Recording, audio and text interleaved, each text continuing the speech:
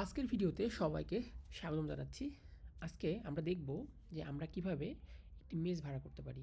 আপনারা জানেন রেন্টিয়ার হলো বাসা এবং মেস ভাড়া নেওয়ার একটি বিশ্বস্ত মার্কেট প্লেস, যেখানে আপনি লোকালি এবং গ্লোবালি দুই জায়গায় বাসা নিতে পারবেন। বর্তমানে রেন্টিয়ার বাংলাদেশ এবং আমেরিকা দুইটা দেশে অপারেট করছে। আস্তে আস্তে হয়তো আরও অনেকগুলো দেশ ভিতরে অ্যাড হবে। তো আমি আজকে দেখাবো যে আপনি যদি গ্রামে অন্য কোনো শহরে বসবাস করেন এবং আপনি চাচ্ছেন ঢাকা নতুন বাজারে আপনি মুভ করবেন, এবং সেটা হতে পারে কোচিংয়ের জন্য, পড়াশোনার জন্য, কিংবা আপনার অন্য কোনো কারণে। তো আমরা আজকে দেখাবো কিভাবে আপনি বাসা খুঁজবেন বা মেস খুঁজবেন এবং সেখানে অ্যাপ্লাই করবেন। তো সবার প্রথমে আমি যেটা করি, দেশ চেঞ্জ করে বাংলাদেশ করে নিলাম। এখন লিখি নতুন বাজার, আমি খুঁজতেছি কি হোস্টেল, সার্চ করি। আমার এখানে দুইটা হোস্টেল চলে আসছে, প্রথমটায় যাই। সো এই হোস্টেলে আমি অ্যাপ্লাই করব। তো আমি সব কিছু দেখে নিব, ছবি থেকে শুরু করে এভরিথিং। আমার যদি আর কোনো কোয়েশ্চেন থাকে আমি ডেফিনেটলি ওদের সাথে কথা বলতে পারবো। তো আমি ধরে নিলাম যে আমি এখানে আমার বাসা ভাড়া এখানে দেওয়া আছে, মান্থলি রেন্ট ডিটেলস দেওয়া থাকবে, অবশ্যই দেখে নেবেন, তাহলে আপনার বুঝতে সুবিধা হবে কত টাকা বাসা ভাড়া আপনি পে করবেন। তো আমি ধরে নিলাম যে আপনি এই বাসাতে অ্যাপ্লাই করবেন। অ্যাপ্লাই ক্লিক করলাম, তারপরে এখানে ক্লিক করলাম এবং আপনার নাম দিয়ে দেন রহিম। আপনার যে নাম সেটা দিবেন। এখন আপনি এখানে খেয়াল করবেন যে হোটেলের নাম স্মার্ট হোটেল, ঠিকানা দেওয়া আছে একদম এক্স্যাক্টলি, সব কিছু তথ্য এখানে দেওয়া আছে। আপনি এখানে কবে থেকে উঠতে চান, তো আমি দিলাম যে নভেম্বর মাসের 1 তারিখ থেকে উঠতে চাই। পারফেক্ট।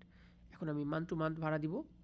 আমি এখানে দেখে নিব যে আমার কী কী রিকোয়ারমেন্ট আছে, যদিও এখানে দেওয়া আছে যে আপনাকে এমপ্লয়মেন্ট হতে হবে বা এগুলো, বাট আপনি যেহেতু স্টুডেন্ট এগুলোর প্রয়োজন নাই।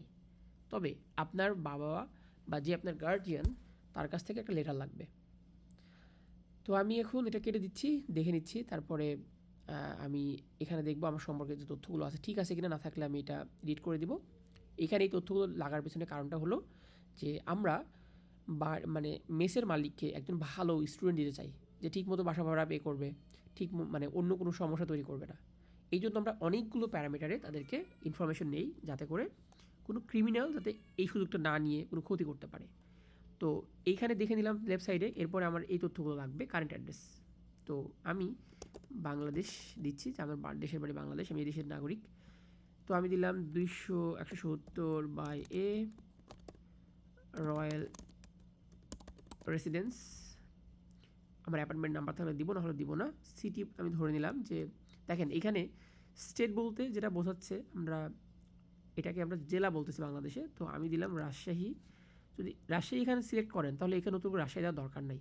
আপনি চিন্তা করবেন লোকাল উপজেলা দেওয়ার চেষ্টা করবেন, অথবা যেটাকে সবাই চিনে। যেমন রাজশাহীতে আমি দিলাম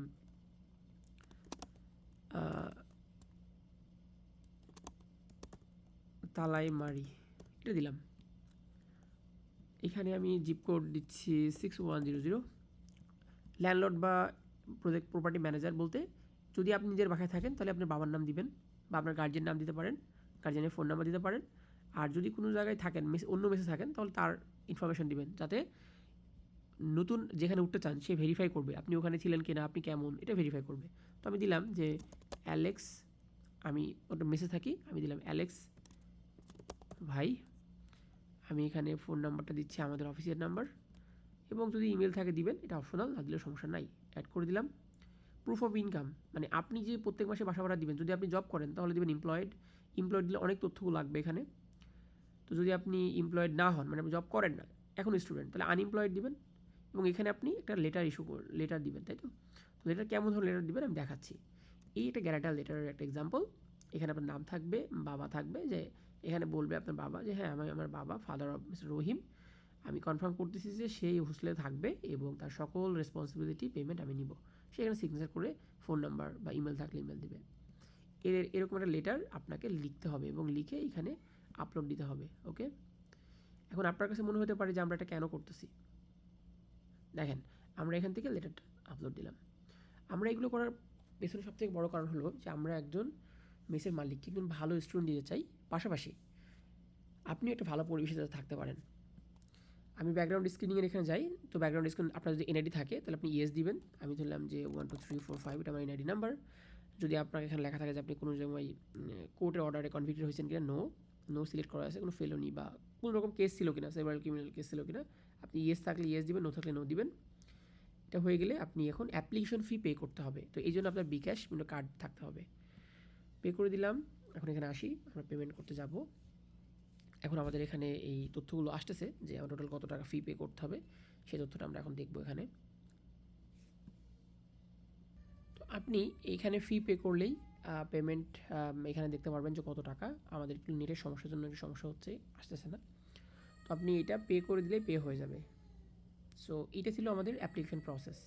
সো আমরা আমাদের অ্যাপ্লিকেশন প্রসেসে সবসময় চেষ্টা করি যে ভালো একজন বর্ডার কিংবা স্টুডেন্ট দিতে, যাতে করে সে ঠিকমতো বাসা ভাড়া পে করবে এবং ঠিকমতো আপনার মেসের পরিবেশ ভালো রাখবে।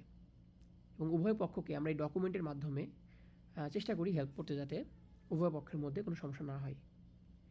ধন্যবাদ সবাইকে। আপনি দেশের যে প্রান্তে থাকেন, আপনি ইচ্ছা করলে এখন থেকে অনলাইনে ঘরে বসেই আপনার মোবাইল কিংবা ওয়েবসাইটের মাধ্যমে আপনি স্টুডেন্ট মেস হোক আর বাসা হোক ভাড়া করতে পারবেন। ধন্যবাদ সবাইকে।